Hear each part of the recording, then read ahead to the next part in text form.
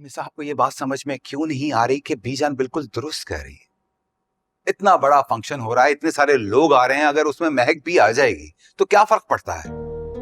और महक वरीशा की माँ है और वरीशा इस घर का हिस्सा है। मुझे तो ये बात समझ में नहीं आ रही कि बीजान महक और इस घर से जो उसका रवैया रहा है सब कुछ भूल चुकी हैं क्या वो? पहले हमारी खुशी में कभी खुशी से शरीक नहीं हुई, तो आपको क्या लगता है कि हमारी खुशी में अब वो दिल से शामिल होगी? वरीशा तक तो बात सही थी, लेकिन अब महक भी इस घर का फर्द बन के रहेगी, मुझसे ये बात हजम नहीं हो रही। सच पूछे तो मुझे हैरत हो रही है, आपके लहजे में किसी के लिए इतनी नफरत पहली बार सुन रहा हूं मैं। बात नफरत की नहीं है, मैं नहीं चाहती कि मेरे बच्चे की खुशियों में कोई भी बुरा साया पड़े। ये कैसी बातें कर रही हैं आप? इतनी पढ़ी लिखी खातून होने के बावजूद आप इतनी जाहिलों वाली बातें कैसे कर सकती है? किसी का बुरा साया? फॉर गॉड सेक महरुनिसा, महक बदल चुकी है, उसे अपनी गलतियों का एहसास हो चुका है। और ये जो वक्त की लाठी होती है ना, ये बड़ों बड़ों की अकड़ को तोड़ देती है। समझ रही हैं आप? हो सकता है महज हमारी गलतफहमी है। अगर उसको अपनी गलतियों का एहसास होता ना, तो वो अपनी बेटी की परवरिश में ध्यान देती, लेकिन उसने तो उसमें भी वही नफरत घोली है जो हमेशा से उसके अंदर थी। अब मुझे समझ में आ रहा है, ये जो वहाज के दिल में वरीशा को लेकर नफरत है ना, वो आपने डाली है। कैसी बातें कर रहे हैं आप? मैं ऐसा क्यों करूंगी? मैंने कभी ऐसा सोचा भी नहीं है किसी के लिए। वही तो मैं सोच रहा हूं, इतनी नफरत, इतना जहर कहां से आ गया आप में? खैर, ये बहस फजूल है, होगा वही जो बीजान ने कह दिया, बस। कभी कभी हम रिश्तों का लिहाज रखने के लिए ना सारा जहर अपने अंदर उतार लेते हैं, फिर खुद तो मर जाते हैं लेकिन दूसरे को जिंदा रखते हैं। लेकिन मैं आपको एक बात बताऊं,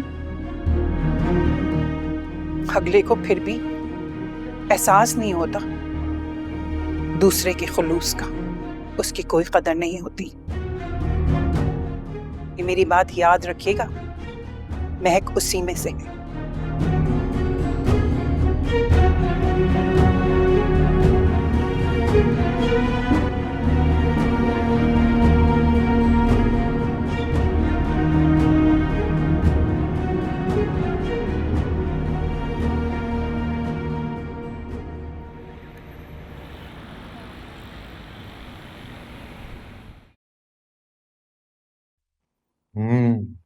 तुम्हारी बात नहीं हुई मामू से? नहीं, उन्होंने कहा था कि बुलाऊंगा, लेकिन अभी तक नहीं बुलाया।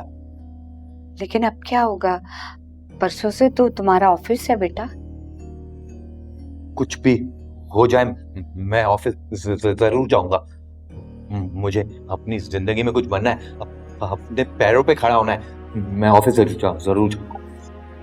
यही तो नहीं चाहते तुम्हारे मामू कि तुम अपने पैरों पे खड़े हो, वरना कौन सकी बहन की औलाद को एक मुलाजमा के हवाले करता है कि पालो उसको। मम्मी प्लीज, आप मेरे सामने अपने आप को मुलाजमा मत कहा करें, मुझे बिल्कुल अच्छा नहीं लगता, क्योंकि आप मेरी माँ हैं। बस मेरी तनख्वाह आने दें, मैं आपको इनकी गुलामी से आजाद कर दूंगा, अपने साथ कहीं दूर ले जाऊंगा आपको। सच कहूं आपसे, मेरा मन करता है कि मैं आज ही चला जाऊं यहाँ से। अच्छा बस इतना परेशान ना, सब्र करो, और अल्लाह ने चाहा तुम्हें अपने सब्र का फल बहुत अच्छा मिलेगा बेटा। आमीन। अरे हाथ क्यों रोक लिया? एक रोटी और खाओ बेटा। नहीं, मेरा पेट भर चुका है। आप एक काम करें, हाँ हाँ हाँ आप खाएं। मैं अच्छी तरह जानता हूं, इससे ज्यादा खाना लाने की इजाजत नहीं है आपको।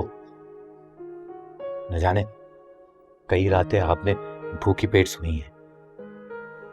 मुझे तो बाद में अंदाजा हुआ कि आपने अपने हिस्से का खाना भी मुझे खिला दिया। कमाल करती है अम्मी आप भी। मैं अच्छी तरह जानता हूं अगर ये रोटी मैंने खा ली ना, आप फिर से भूखी सो जाएंगी और ये मैं हरगिज बर्दाश्त नहीं कर सकता। बहुत अच्छे माँ बाप की औलाद हो तुम। अल्लाह करे तुम्हारे माँ बाप को जन्नतुल फिरदौस में जगह दे और तुम्हें बहुत कामयाब करे जिंदगी में। ये मेरी दिल से दुआ है। खुश रहो बेटा, तुम्हारे दिल की हर मुराद पूरी हो। आमीन। अच्छा मैं खा रही हूँ, तुम तो खाओ। मैं खाता हूँ, पानी।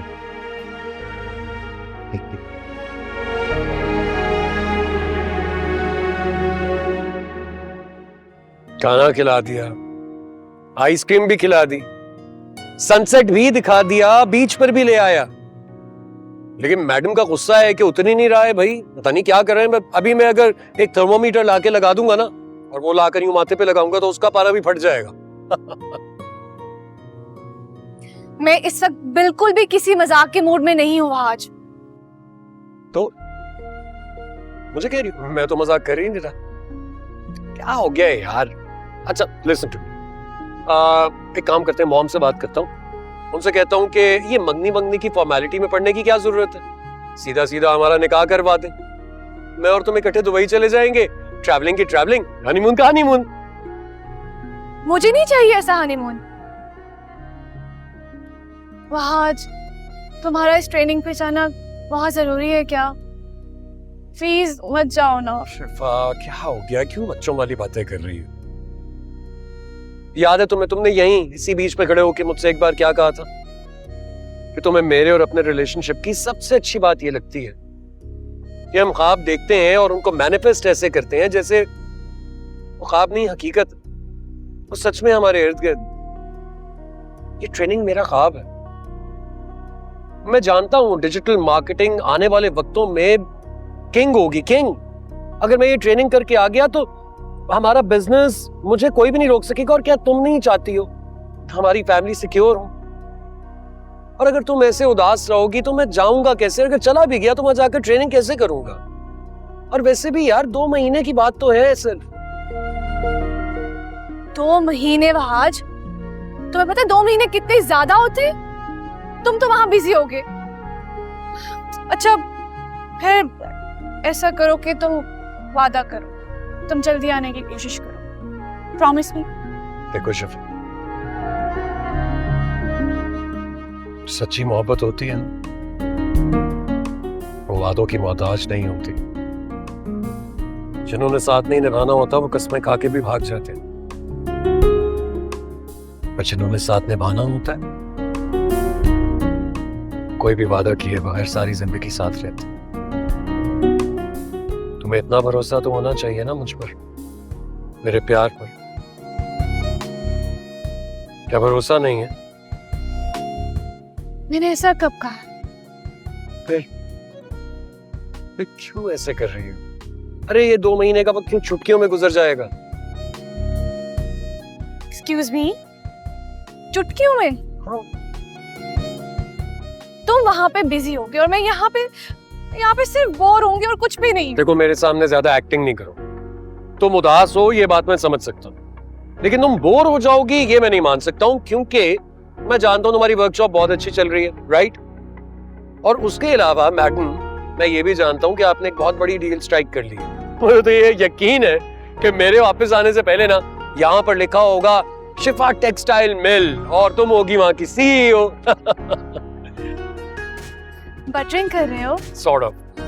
नहीं मजाक करो, क्या हो गया? बहुत प्रैक्टिकल हो, तुम्हें बहुत दूर जाना है। वो देखो वो जा रही हो तुम, वो देखो देखो देखो, देखो। अरे जा रही हो, वो देखो तो सही अपने आप को देखो।